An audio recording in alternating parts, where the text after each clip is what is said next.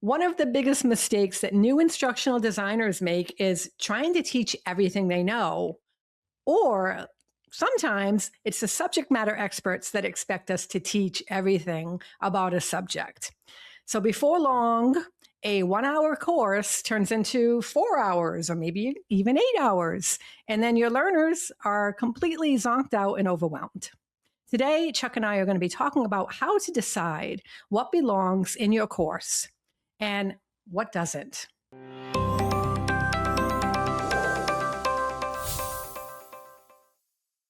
Chuck, I think that this is something almost every new instructional designer struggles with, is they have all of this content that subject matter experts or the company that hired them or they created. They have all of this content and they feel like they have to include every single bit of it. How do you decide what actually belongs in a course? Well, when we talk about instructional design, how many times have we talked about systems and this whole idea that all these different components go into your final product in some way? And one of these components is how much stuff you got to teach. The other one that you have to think about is how much time you got to teach it. And how many times do these things actually line up fairly well? And from my experience, not very often.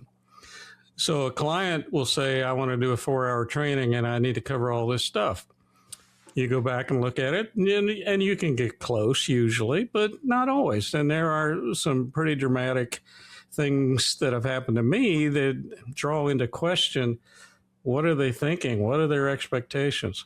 And if you don't clear this up before you get very far down this path of designing whatever it is you're designing, there's going to be a lot of people later who are going to be disappointed. And guess who they're going to be upset with?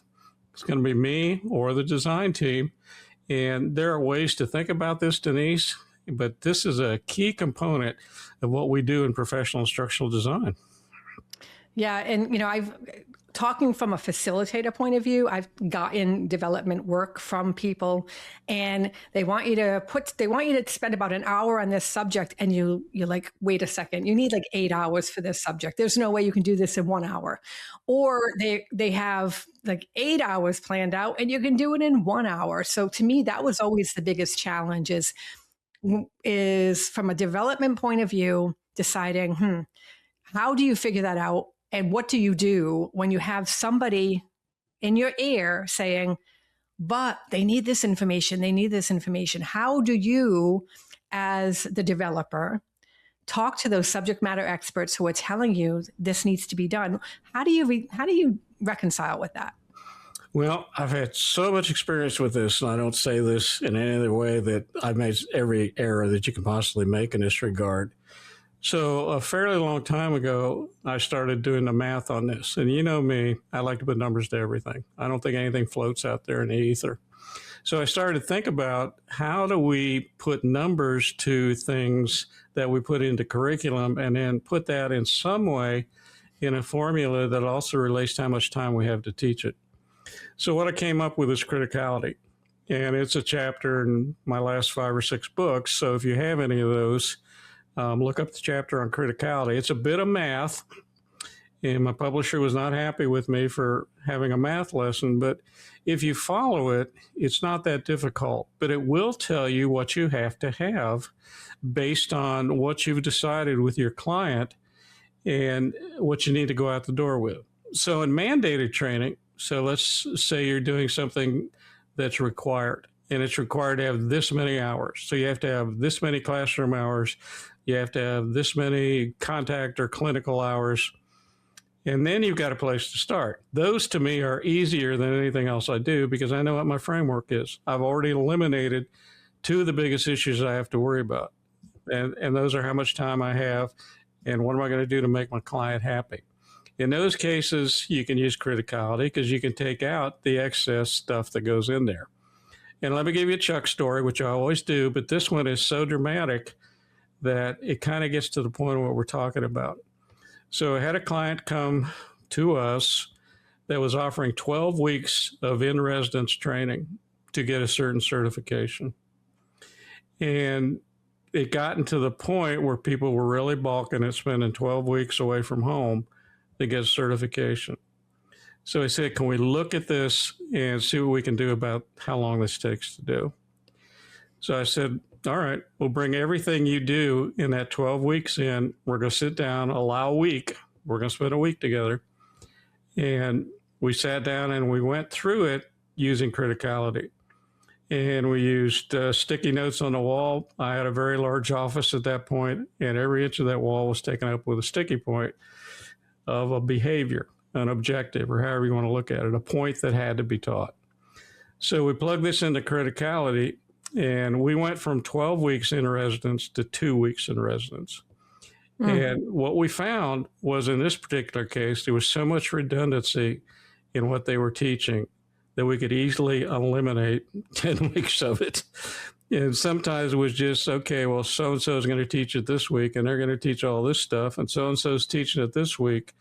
And you go down that whole train, and you find out they don't need all this. You're just calling it something else most of the time. These are the key points of what you need to teach them. These are the key points that you need mastery on from this group to certify. And you don't need 12 weeks to do it. And I can't even tell you how much money that saved across the board. We're talking, I don't even want to say what it cost, what it saved. But that's an extreme example. But it can go to the point of, I have 4 hours and I got this much to teach. You can use criticality. And what criticality is, the way that I've designed it, is you assign a value to each of your behaviors. So have to know, need to know, nice to know, don't need to know. So you can do it with 4, you can do it with 5, however you decide to do it. You don't have to just use my way of looking at it, just use the philosophy and it'll get you where you need to go. But once you go through and assign a value to each behavior or each objective, it just pops out at you. And here's the stuff that we cannot put on the sideline. We have to teach this.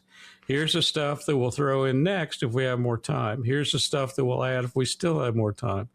Here's the stuff that can be pre or post information and training, which people like to ignore. But I'm telling you, pre is good stuff. Post is good stuff. It's just how much you got and what you can fit into it. Yeah. And so I'm thinking of the new instructional designer. And, in this case, how can they avoid creating redundant material? I know I made that mistake early on where I didn't even see it until I actually started to work with it. And I realized, oh my gosh, I did this in a different way. And I did it 5 times in 5 different ways. This is redundant, but sometimes you don't see it until you actually have your hands in it. Yep. Is there a way, something you could recommend to new designers to avoid that redundancy factor? Yeah, the thing that I always say, do a tabletop, have somebody else look at it. And once you do a tabletop with a course, if it takes you half a day, so be it, but it will pay dividends every time. And have somebody else watching. They don't even have to be an instructional designer. Just tell me where I'm saying the same thing again. Tell me where I'm covering things that really don't make any sense to you. And the mistake that a lot of designers make early on is they get people that know the content to sit in on these things. And that's not necessarily what you want. So when I do a lot of analysis, I usually have 3 different groups of people that I talk to. The experts, the people who have been, in it a while, and people that don't know anything about it. And I get those 3 groups represented in each of these, whether it's focus groups or interviews or whatever, so that I get a triangulation of experience and subject matter knowledge and all these other things. And boy, you talk about things popping out. They pop out because you might have very experienced people say, oh, yeah, that's right. And people have been doing it forever. The experts saying, oh, yeah, that's right. And a novice is sitting there saying, I have no idea what you're talking about. And then the light goes off in the group, and you can sit back and be that designer person that you need to be to get people to focus. And the other thing that I've found, and I think I told you this when you were in my courses, is when I tell you you need to design a 4-hour course and you think you're doing it, and I look at it and I say, this is going to take you 8 hours to implement. Every time. Remember? How many times I say double the time that you think it's going to take?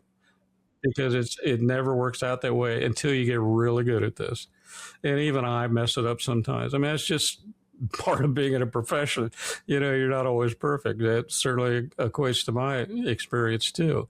But you can get close. From a development point of view, when you're a new instructional designer or even somebody who's been doing it for some time, you want to fill that void. Like you're afraid, like, oh shoot, if there's not enough stuff in here, what if they finish too early? And so you just cram.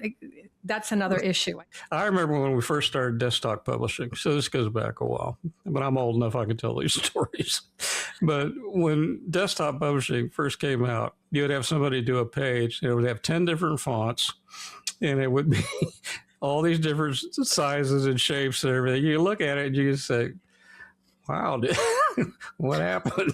And it's the same thing with new designers. They think they have to do all these things and dance all the way through this stuff. And you don't have to do that, my friends.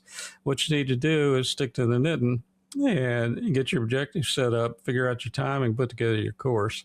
You don't have to do anything clever, because clever seldom works in instructional design. From my experience, something I would advise also when developing something is to consider the learner interaction. Make sure that you leave room, breathing room, for those wonderful conversations that happen in a classroom when learners are learning from each other, because we all learn from each other. They're learning and sharing things. And if you don't leave room for those critical discussions, you're missing out on a really great opportunity for learner engagement in a way that anything you're teaching it can't compete with that.